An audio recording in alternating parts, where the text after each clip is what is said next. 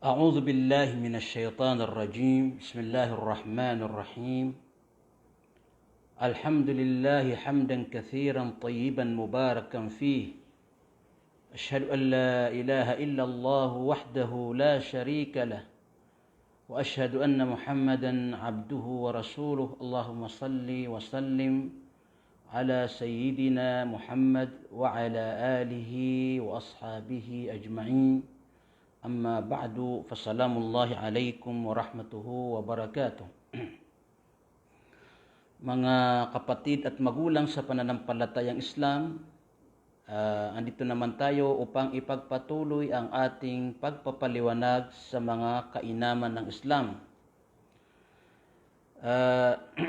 Gaya ng nabanggit natin sa una, itong pagpapaliwanag natin sa mga kainaman ng Islam o Fadlul Islam sa wikang Arabic, ang layunin po natin dito ay magkaroon tayo ng kaalaman, impormasyon patungkol sa kainaman o kagandahan itong relihiyong Islam. Lalong-lalo na yung ating mga kababayan na kung saan wala pa sila sa Islam o di kaya wala pa silang ganong kalalim na kaalaman sa Islam, no? At ang experience natin o nakikita natin sa kanila ay mga maling pananaw, mga maling impormasyon ang mayroon sila patungkol sa ating relihiyong Islam. Kung kaya sinisikap natin at ng mga iba pang mga ngaral sa Islam na maipaliwanag natin ng maigi ang kagandahan ng Islam, kainaman ng Islam, nang sa gayon ay yung mga maling haka-haka na sa mga tao na wala pa sa Islam ay maalis ito, no? At mapalitan ito ng tamang impormasyon, tamang kaalaman sa katuruan ng Islam. Ito pong relihiyong Islam, mga mahal naming mga kapatid at magulang sa pananampalatayang Islam at sa ating mga nakikinig na mga kababayan nating hindi pa Muslim.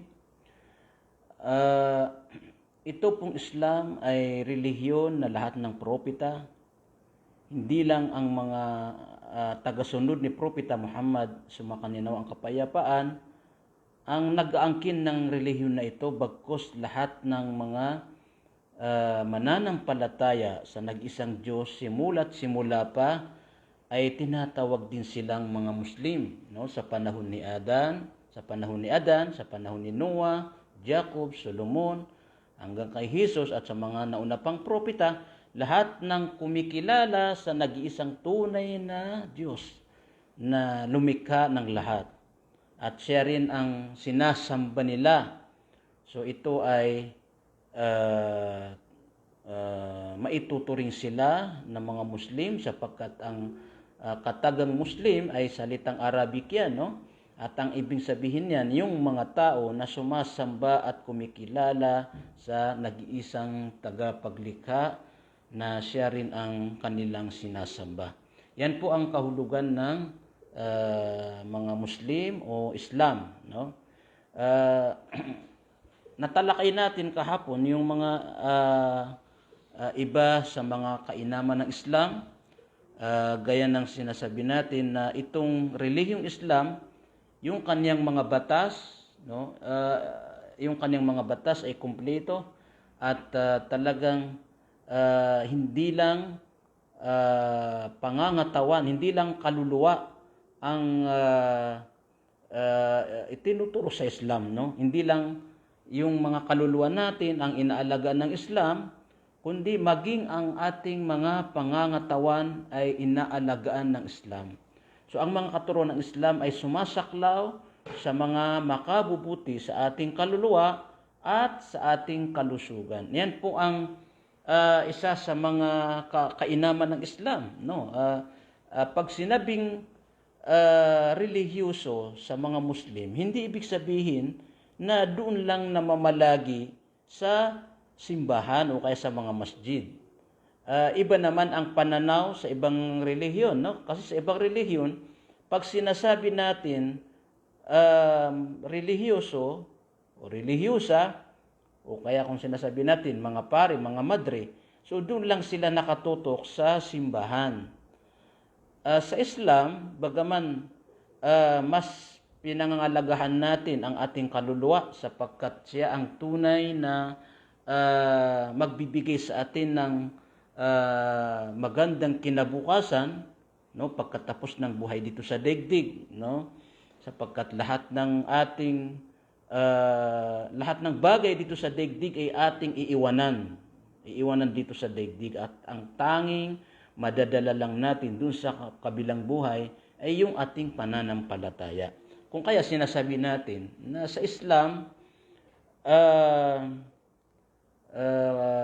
bagaman mayroon tayong tinatawag na mga relihiyoso, no? Mga makadiyos. Subalit hindi nangangulugan na pagka ikaw ay makadiyos ay doon ka lang sa masjid na mamalagi. Hindi mo na binibigyan ng halaga, hindi mo inaasikaso yung mga iba pang pangangailangan sa ating buhay. So kaya nga ang Islam, ang pagkakaiba ng Islam sa ibang relihiyon, ang Islam ay tinuturuan ng tao na magsumikap sa mga bagay-bagay na makabubuti sa kanya habang nabubuhay siya rito sa daigdig, no? Katulad ng binanggit natin na sinabi ng Allah Subhanahu wa Ta'ala, sinabi ng ating tagapaglikha sa banal na Quran, kulu washrabu. Inutusan tayo na kumain kayo at uminom kayo. So sabi ng mga ulama, si Allah Subhanahu wa Ta'ala doon sa kanyang pag-uutos na kumain tayo, uminom tayo, ito ay hudyat na hindi kailanman itinuturo sa Islam na pabayaan ng tao ang kanyang buhay dito sa daigdig. Yung halimbawa, ang aatupagin mo lang pagsasala at hindi ka na naghahanap buhay. O di kaya ang inaatupag mo lang ay pagsamba pero hindi mo inaalagaan ang iyong katawan, no? Hindi po yan tama na katuruan ng Islam, sapagkat ang Islam ay tinuturuan tayo na makinabang sa mga halal na bagay dito sa daigdig at alagaan natin ang ating kalusugan, ay higit sa lahat, alagaan din natin ang ating kaluluwa sa pamamagitan ng mga pagsamba kay Allah Subhanahu wa Ta'ala. Yun ang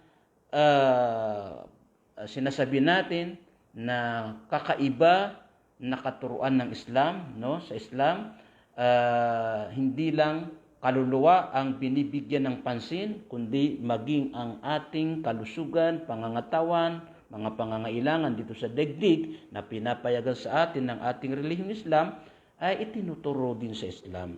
Yan ang kabilang sa mga kagandahan ng Islam. Okay.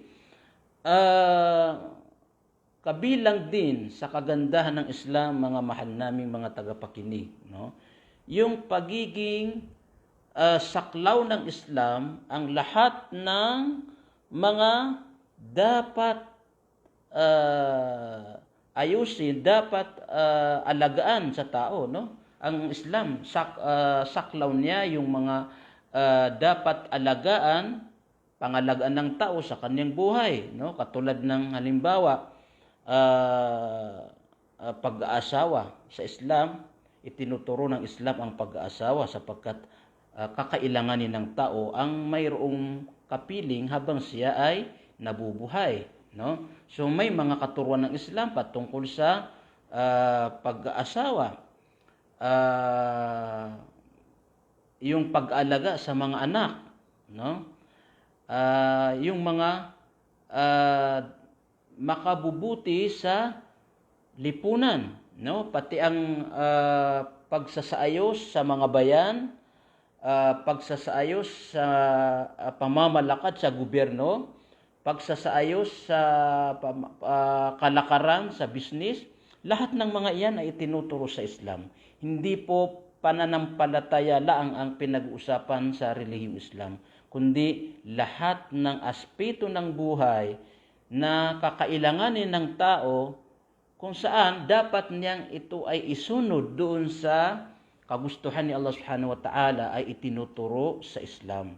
Katulad na sinabi natin, pakikitungo sa asawa, pakikitungo sa mga kamag-anak, pakikitungo sa mga kapitbahay, no? Pakikitungo sa lahat ng mamamayan. Anumang uri ng mamamayan na nasa kapaligiran natin, may mga katuruan ng Islam kung paano tayo makitungo sa kanila. Gayon din yung sinasabi natin, yung pagsasaayos sa mga bayan, no? Mga bansa, katulad ng sa politika, ang Islam. Hindi po niya pinabayaan ng politika.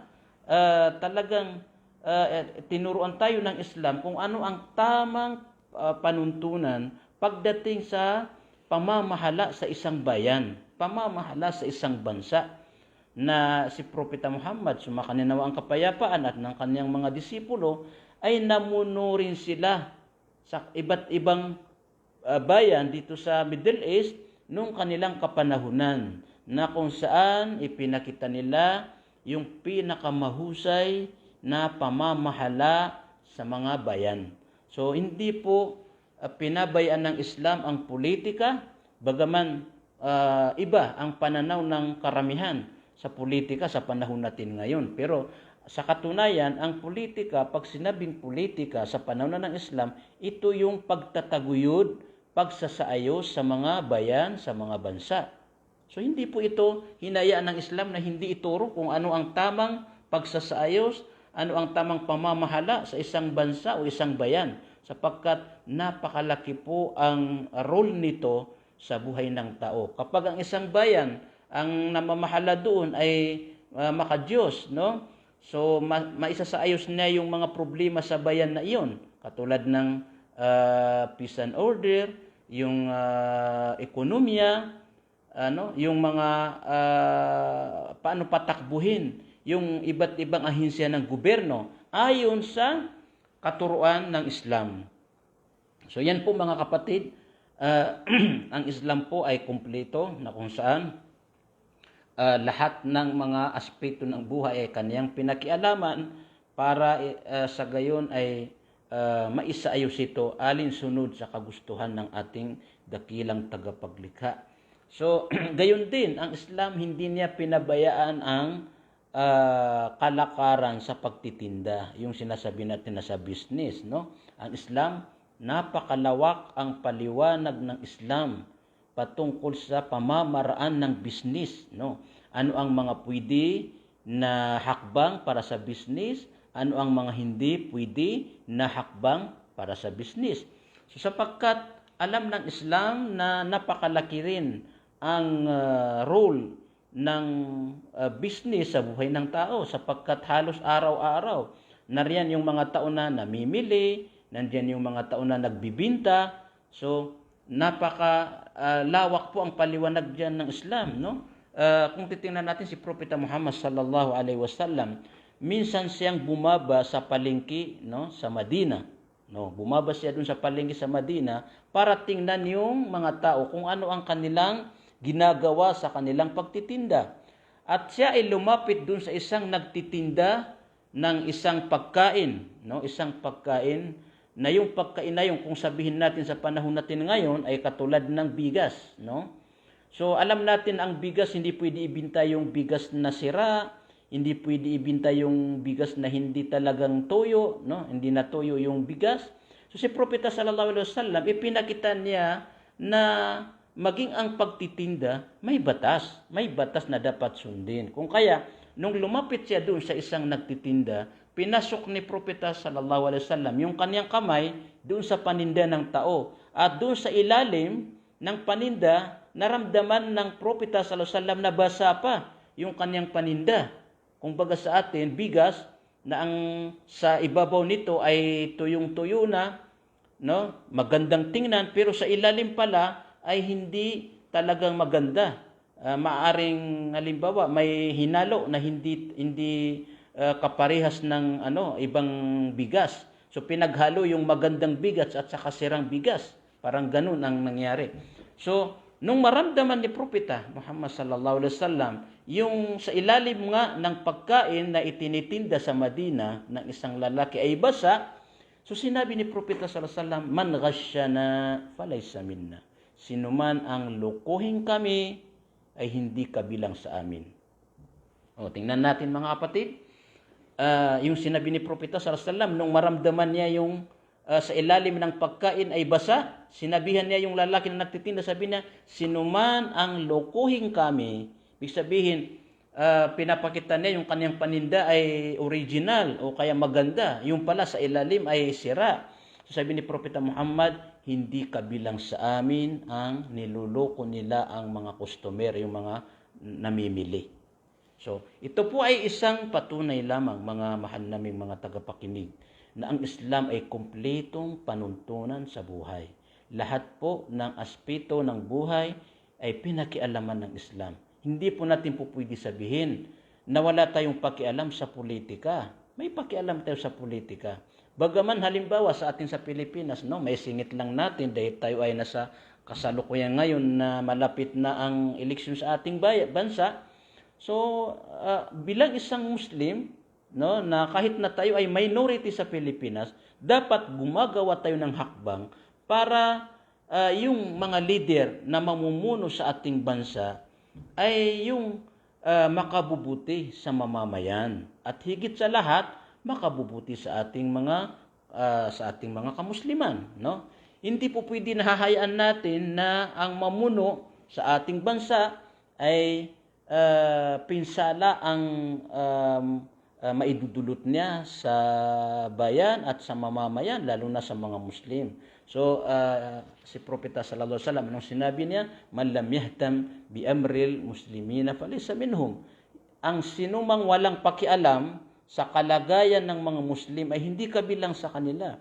So, napakalaki ang maitutulong natin kapag isinaayos natin ang pagpili ng isang leader na alinsunod sa batas ng Islam. Okay. Ngayon ang tanong natin halimbawa sa ating bansang Pilipinas, no. Ang mga tumatakbo sa pagkapangulo sa ngayon ay mga puro hindi Muslim, no. Mayroon ewan ko lang, mayroon daw isang Muslim pero hindi ko pa masyadong nakikilala. Pero ang kilala na malalakas na tumatakbo sa ngayon ay puro hindi Muslim. Pero halimbawa ikaw na Muslim ka na nasa Pilipinas, kung ikaw ay makakabuto, makakaroon ng pagkakataon na pipili ka sa kanila. Sa tingin mo ba bilang isang Muslim, hindi mo ibabasi yung pagpili mo sa kanila sa pagiging Muslim natin? Hindi po pwede yan. Kailangan ibasi natin sa Islam ang pagpili natin. So ano ang katuruan ng Islam? Ang katuruan ng Islam, kapag ang pagpipilian natin ay puro masama, halimbawa, sabihin natin puro masama, no? So ano ang turo ng Islam? Sabi ng Islam, ang piliin mo yung kaunti ang kasamaan na mayroon siya. Okay. Halimbawa, ang pipiliin natin ngayon ng mga presidential candidates ay puro masama. Pero wala tayong magagawa kasi may mananalo sa kanila eh. Hindi pwedeng walang manalo eh. Pero anong role mo bilang Muslim? So, titingnan natin sila, kikilatisin natin sila, at kung sino ang mas maliit yung kanyang kasamaan, doon tayo. Yun ang katuruan ng Islam. Okay? So, kung halimbawa naman, ang magkatunggali ay masama at saka mabuti. So, alangan naman, pipiliin mo yung masama at hindi mo pipiliin yung mabuti. Okay. Ngayon naman, kung ang magkatunggali ay puro mabuti, no? Puro mabuti ang maidudulot nila. So, ano naman ang gagawin natin bilang Muslim? Kung saan ang mas marami ang kabutihan, doon tayo. Kung saan ang mas marami ang kabutihan na maidudulot niya sa bayan at sa ating mga kamusliman, doon tayo. Iyon ang katuruan ng Islam sa ganitong sitwasyon. Okay. Tayo nang bahala kung paano kumilates dito sa mga tumatakbo na mga presidente sa ating bansa. Kilala naman natin sila. Basahin natin yung background nila. No, huwag nating kalilimutan yung background. Napaka-importante yan sa isang pagpili ng leader.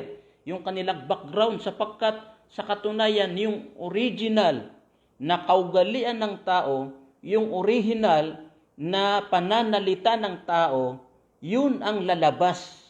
Yun ang tunay na lalabas pag sinanalo. Hindi yung sinasabi, kasi ngayon nasa kasagsagan tayo ng kampanya. Wala naman magsasabi na ako ay masama, ako ay ganito. Puro mabubuti ang kanilang sinasabi. Pero paano natin sila kikilatisin? Tingnan natin ng maigi yung kanilang mga background.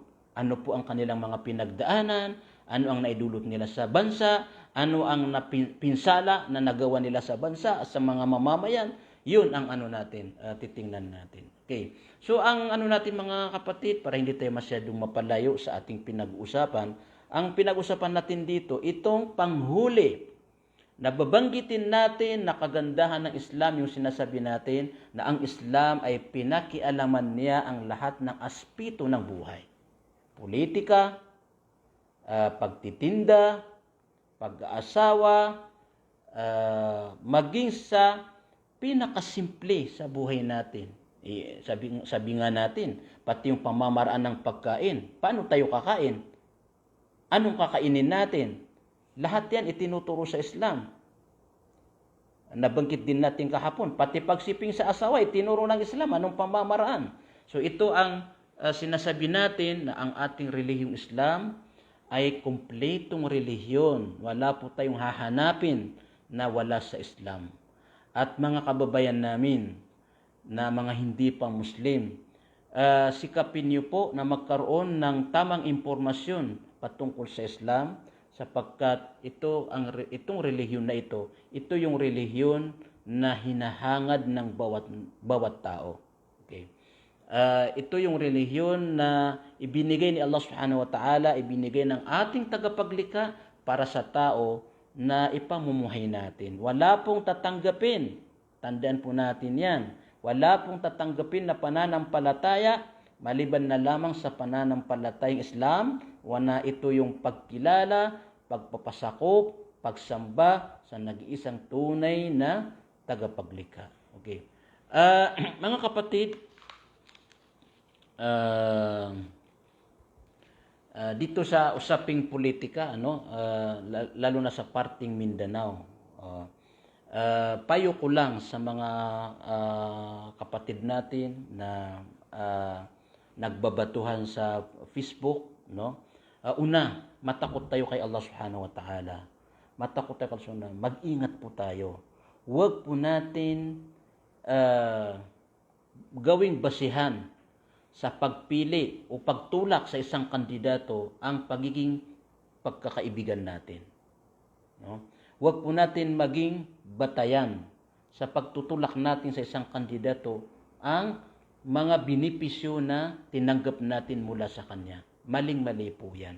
Dapat ang una na tinitingnan natin, lalo na sa mga kapatid natin na mga Muslim na tumatakbo ngayon sa iba't ibang posisyon sa gobyerno, tingnan po natin sino sa kanila ang tunay na may malasakit sa ating relihiyong Islam. Tingnan po natin. Kasi yan ang pinaka-importante sa mga lider na sa ating mga kapatid na mga Muslim na gustong tumakbo. Sino ba sa kanila ang tunay na may malasakit sa Islam? Kasi pag ang isang kandidatong Muslim ay may pagmamalasakit sa Islam, so damay dito, dadalhin din nito itong ganitong prinsipyo ang kanyang pagmamahal sa bayan. Kasi sa Islam, hindi po pinaghihiwalay ang pananampalataya sa liderato. Wala pong separation of religion and state sa Islam, katulad ng mga ibang pananampalataya. Sa Islam, magkasama ang pananampalataya at politika. Hindi po pwede na ikaw Muslim ay hahawak ka ng politika at ang iniisip mo lang yung mga pakinabang sa gobyerno, pero hindi mo iniisip yung baka magkasala ka kay Allah Subhanahu wa Ta'ala, baka hindi mo matupad yung mga pangako mo sa mga tao. So, hindi po pwede yun. Kaya sa Islam, wala pong separation of state and religion. Magkasama po ang pananampalataya at ng pamamalakad ng gobyerno. Dapat ikaw Muslim ka na tumatakbo ka sa anumang posisyon, alalahanin mo, nakasalalay dito ang pananampalataya mo. Pag hindi ka nag-iingat, ang posisyon na tinakbuhan mo, kung manalo ka man dito, ay kapag hindi ka nag-iingat, ito ang magiging tulay mo para mapunta ka sa impyerno. Ngunit, kung pagbutihin mo naman, at ito ay alinsunod sa kagustuhan ni Allah Subhanahu wa Ta'ala, ang pamamalakad na susundin mo, so ito rin ay magiging tulay mo patungong paraiso. So ganun po mga kapatid. Kaya yan po ang maipapayo natin dito sa nalalapit na halalan.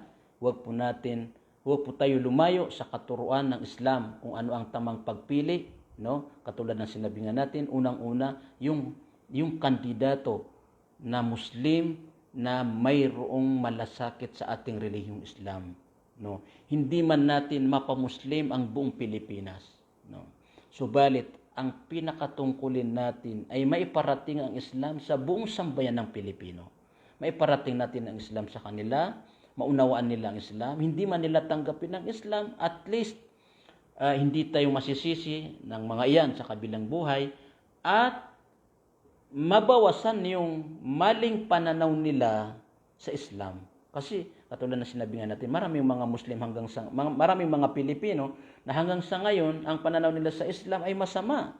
Ito ay ligaw na relihiyon, ito ay relihiyon na hahamakin niya si Jesucristo, ito ay relihiyon na mamamatay tao. Lahat ng mga iyan ay mga maling pananaw ng ating mga kababayang hindi Muslim na kung saan dapat nating ituwid, no, sa pamamagitan ng mahusay na pagpapaliwanag sa ating mga kababayang Pilipino. Mga mahal na kapatid sa pananampalatayang Islam, itong tinalakay natin na 3 episode patungkol sa kainaman ng Islam. So ito ang huli nating episode, at nawa may napulot tayong aral dito at maibahagi din natin sa mga ibang kababayan natin, mga kamag-anak natin, mga kaibigan natin. Ibahagi natin sa kanila ang kagandahan ng Islam dahil katulad ng sinabi nga natin, isa ito sa mga dapat nating ituwid sa pananaw ng ating mga kababayang Pilipino.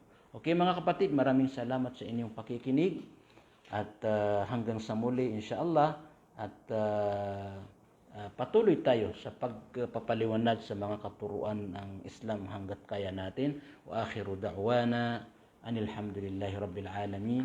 Subhanakallahumma wa bihamdika asyhadu an la ilaha illa anta astaghfiruka wa atubu ilaik. Wassalamu alaikum warahmatullahi wabarakatuh.